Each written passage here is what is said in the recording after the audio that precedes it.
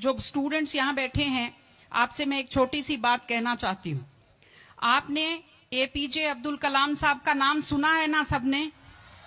हाँ, कलाम साहब ने एक बात कही थी कि in the very old times the world was driven by the muscle power, after that it was driven by money power, and now it is being driven by the power of knowledge.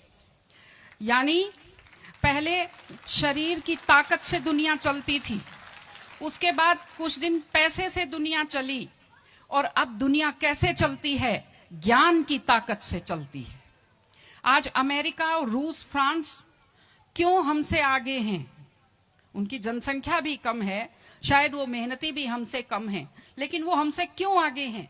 क्योंकि उनके यहाँ शिक्षा का जो प्रसार था वो हमसे ज्यादा हुआ, वो हमसे ज्यादा एजुकेटेड हैं। हम लोग प्राचीन काल में हमारे यहाँ बहुत अच्छी यूनिवर्सिटी थी, नालंदा यूनिवर्सिटी थी, तक्षशिला यूनिवर्सिटी थी, लेकिन जब मध्यकाल आया तो हमने अंधविश्वासों पर ज्यादा ध्यान दिया, और जो नॉलेज था साइंस का उस पर हमने कम ध्यान दिया, इसलिए हम विश्व में पिछड़ गए।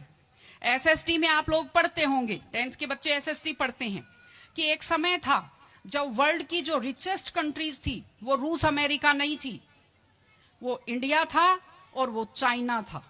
चीन और भारत विश्व के सबसे धनी देश थे, लेकिन हमने एजुकेशन पर ध्यान देना छोड़ा। उसका नतीजा ये निकला कि हम लोग गरीब हो गए, हम लोग पिछड़ गए, हम लोग कमजोर हो गए। इसलिए अगर आपको खुद को ताकतवर होना है और इस देश को ताकतवर बनाना है तो आप लोग शिक्षा पर ज्यादा से ज्यादा ध्यान दीजिए। हमारी बेटियां यहां बैठी हुई हैं, आप लोग बहुत खुश किस्मत हैं, आपकी किस्मत अच्छी है कि आपने इस जमाने में जन्म लिया है जब लड़कियों को स्कूल भेजा जाता है, जब लड़कियां बराबरी के अधिकार के साथ आत्मसम्मान से जिंदगी जी सकती हैं। मैं अभी सोफे पर अकेली बैठी हुई थी, फिर उसके बाद शिफा जी आए, और फिर उसके बाद संतोष जी आए, तो हमें जगह हमारी बढ़ती गई। मैंने कहा भाई पुरुषों सिंहासन खाली करो, महिलाएं आती हैं।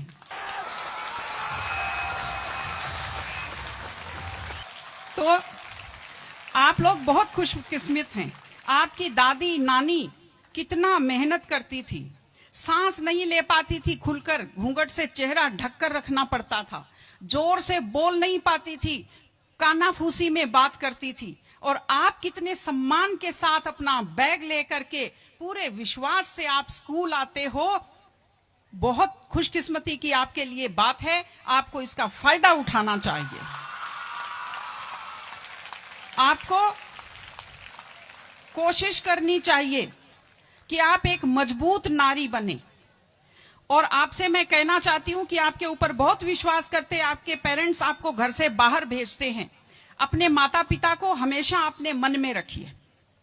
दूसरी चीज आप बच्चों से जो कहना चाहती हूँ, आजकल क्या है, पहले तो घर में बहुत सारे बच्चे होते थे, संयुक्त परिवार होता था, चलते ही कोई सिर में थप्पड़ मार देता था, बच्चों को बुरा नहीं लगता था, टीचर्स की मार खाते रहते थे, हंसते रहते थे। आजकल 1-2 बच्चे होते हैं घर में, बच्चे बहुत सेंसिटिव होते हैं। आप लोगों को जब आपके माता पिता टोकते हैं, आपके टीचर्स टोकते हैं, आपको बुरा लगता है। आपको बुरा नहीं लगना चाहिए, क्योंकि ये वो लोग हैं जो आपकी चिंता करते हैं।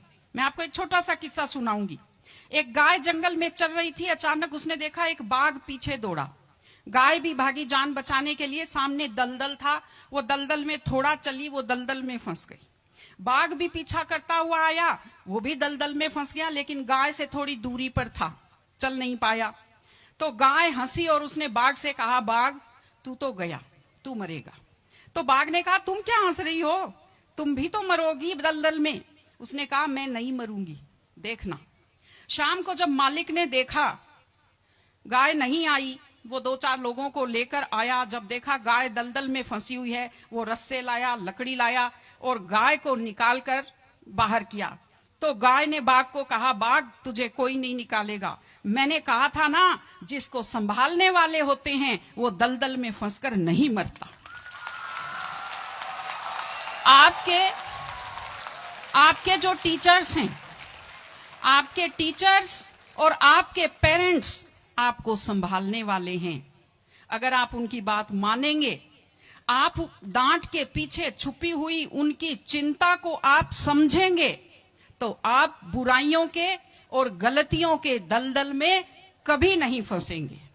इसलिए अपने माता पिता को, विशेषकर अपनी मां का चेहरा अपने दिमाग में रखिए, अपने दिल में रखिए कि वो आपके ऊपर कितना विश्वास करते हैं, वो आपकी कितनी चिंता करते हैं, घर पे आपका इंतजार करते हैं, आपके लिए हमेशा वो दुआएं करते हैं। आपके माता पिता जब मंदिर में जाते हैं खुद के लिए कुछ नहीं मांगते, जब वो बचत करते हैं उस पैसे से खुद के लिए कुछ नहीं खरीदते, वो पैसा आप लोगों पर खर्च करते हैं। उनकी इस चिंता को समझिए, अपने टीचर्स की चिंता को समझिए।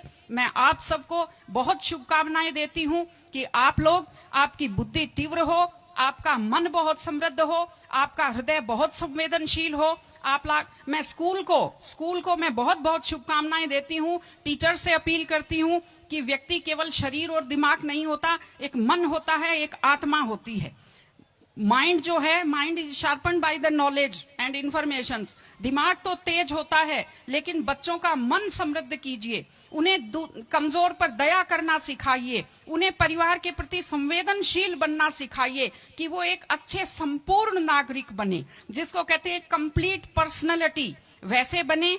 मैं स्कूल को, आप सब बच्चों को, आपको ढेर सारी शुभकामनाएं देती हूं। आप अच्छे व्यक्तित्व बने, आप अच्छे नागरिक बने, एक मजबूत परिवार का, मजबूत देश का और एक अच्छे समाज का आप निर्माण करें।